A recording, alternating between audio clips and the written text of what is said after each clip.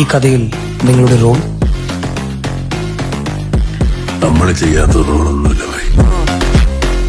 അപ്പൊ പണിയാണ്. 8-2-16. എന്റെ ഒരു ലോഡ് സൂചിക്കോട്ടയിലുണ്ട്. അത് എത്തിക്കേണ്ടത് എത്തിക്കണം. തന്നിടമേതെന്നറിയ